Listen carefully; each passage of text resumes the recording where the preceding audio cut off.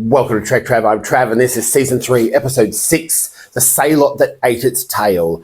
Make sure to like, comment, and subscribe, and let's get into the review, because there's tons to talk about.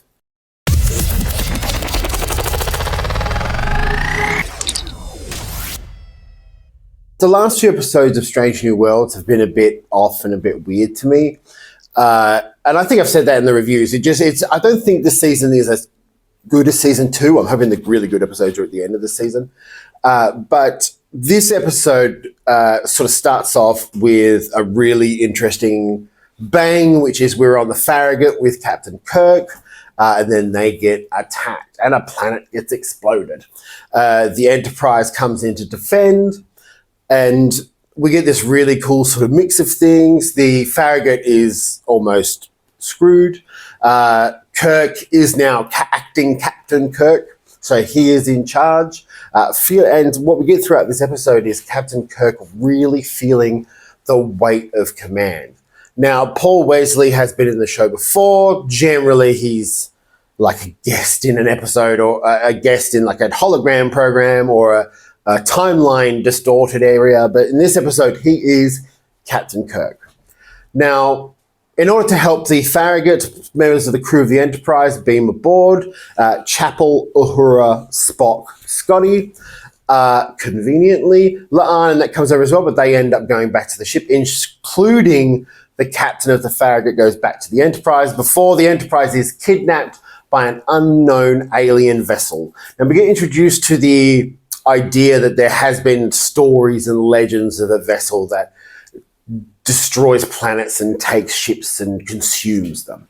So we get introduced to the mythology behind this. The Klingons have met them, other people have met them. Really sort of good sort of space piratey stuff. Please stop. And I genuinely was like, oh, okay, this is interesting. The ship looks cool. It looked really weird as well. It almost had an organic nature. It had a big opening mouth thing with tentacles. Which I enjoyed. It looked really good. The Farragut's destruction, the special effects were amazing. I'll just say that this is probably the best that they've looked for a little while. I don't know what's changed, but something has. So aboard the Enterprise, they are locked inside this vessel. Their power is getting drained. Their signals are getting jammed, and they don't know what to do.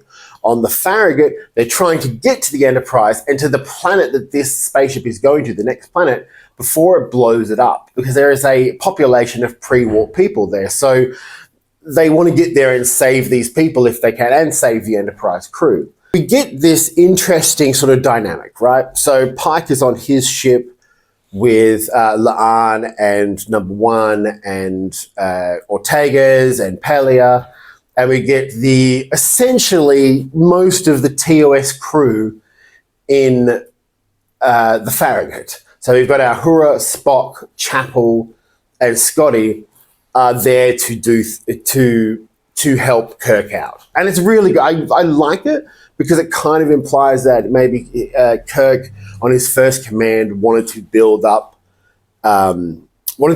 from some people he knew, which I loved. And it falls really, really in line with this episode. This episode is about making the tough decisions. Kirk making the decisions and becoming a good captain. Now we see when he's talking to his captain at the beginning that he's very rough and likes to take risks and wants to push it. But once he gets the command, it really weighs on him. He knows that those decisions are his. We get Scotty and Chapel and Spock sort of trying to work out how to deal with this captain who sort of almost, and he says that he's stopped. He can't move anymore. He doesn't know what to do.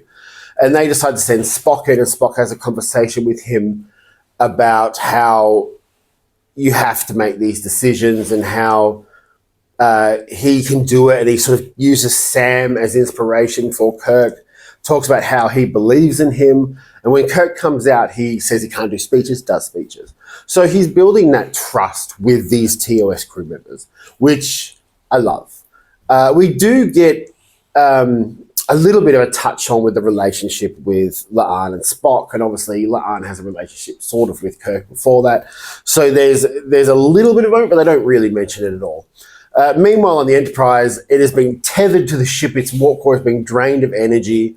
La'an, Kirk, and another crew member who dies basically are trying to figure out how to detach this thing. They can't fly the Enterprise because they have no power. Everything's jammed. Pelia comes up with a brilliant idea of they can fire the thrusters manually, but they can't communicate. So thruster wires the Enterprise. I feel like it would have taken longer. It's a bit of a silly premise, but I like the idea of it. And they manage to sort of start flying out. The Farragut sort of falls on its belly, and that's when Kirk starts questioning himself, like I said before. But they come up with a plan to attract this ship to a certain I want to say mineral of which it's drawn to, which is for its propulsion, so that the ship will stop going forward to the planet and come after them. So what they sort of hide the plan, which I like. I think it's good to hide the plan. Kirk and co flying around, dead drop the nacelles of the Farragut into the ship. It knocks it out almost instantaneously. The Enterprise is obviously still trying to get out using the phones, pulling the thrusters. There's a really cool shot of number one running down the corridor because the thrusters won't turn or slow or fall down.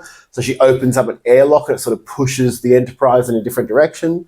The Enterprise flies out. The Farragut flies into the mouth and they shoot this ship.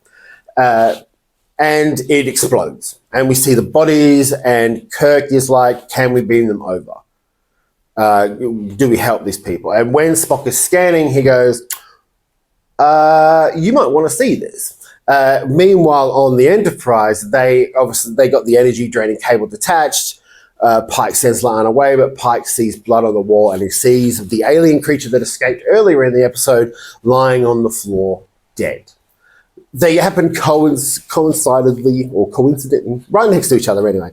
And we discover that these aliens, or these pirates, or these scavengers, were humans from the mid-21st century, so not too long from now, who left the planet because the environmental impact was terrible. They didn't know how to solve it, so they went to try and find other people and places to help them. This is pre-2063, pre-First Contact. So they went out into the galaxy just to find someone. And they talk about how positive was. Pelia being thousands of years old lends a bit more gravity to that scene, talking about how they were the best of humanity going out into space. But it does add an interesting dynamic to it, that we learn that these were humans and they after generations and generations and generations, they just lost their humanity. And it's a really sweet moment. I do like that kind of thing. This is questioning. So we'll cut to sort of the strongest episode, the strongest part, is Kirk is on the Farragut. Pike comes in to talk to him, tells him his captain's okay, she'll be back soon, calm the fuck down, we're towing you back. Then Kirk talks about the fact that he feels like that's the impact. And Pike, being Pike, talks about how every decision is yours and every decision you have to live with. And Kirk goes, well, why does it seem worse because they're human? And he says, it's not worse, it just shows you have empathy. And he talks about the difference between them and these scavengers is that they have the empathy for another person. They can think about another person. And you can see Kirk is, I want to say, very deeply affected by this. And Pike reminds him that this is a learning thing. It learns that he basically says enemies and friends are not that different. You're generally more familiar than you think you are. And it's a really nice sentiment at the end of the episode. And it makes the episode feel worthwhile. It makes it feel like there was a point to this. Although we maybe mix TOS and Strange New Worlds a lot, I really liked Paul Wesley's Kirk in this. There was also a little hint at the Wrath of Khan music earlier in the episode. It sounded like one of James Horner's scores. And I was like, oh, I see. But genuinely, it was an episode that had a lot of heart. It was telling a specific story about Captain Kirk. It was sort of introducing his command style while talking about how he has to deal with things, the weight of command. Then obviously Pike being a much more seasoned captain and Kirk being fresh-faced and new, and he's just the acting captain. It really plays well. And I think Paul Wesley nails it completely. He also nails that sort of charisma. That dynamic between him and Spock when Spock's talking to him, you feel that these people genuinely care about Kirk. They don't know how good he is, but they genuinely care about him. And you see Scotty sort of go, well, I needed that compliment when Kirk turns around to him and says, I know you can do this. Like, he needed that boost. And it's just amazingly, I think it's a nuanced episode with a big bad, enclosed. We get a little taste of TOS under Paul Wesley and the other crew members. We get a little taste under sort of Pike dealing with those situations and Kirk dealing with those situations. It's genuinely, I want to say, other than, I think Hegemony is a bit more exciting because we've been waiting for so long for it. But I definitely think this is the second best episode of the season so far. Like, it is genuinely has heart, has a message, talks about sort of human empathy, and sort of talks about how humans deal with things when they're in a position of leadership, which is interesting, which will be, like, you'd think that'd be something they'd explored in Starfleet Academy, to be honest. But in this episode, it really fit well, and it was really genuinely interesting. What did you think about the episode with the Sehlat Who Ate its tail? The metaphor's a bit fun, but sure. I did enjoy them using the phones, but it was a bit naff. Make sure to like, comment, subscribe. I'll see you next week for an episode of Strange New Worlds, episode 7. Nearly done with the season already.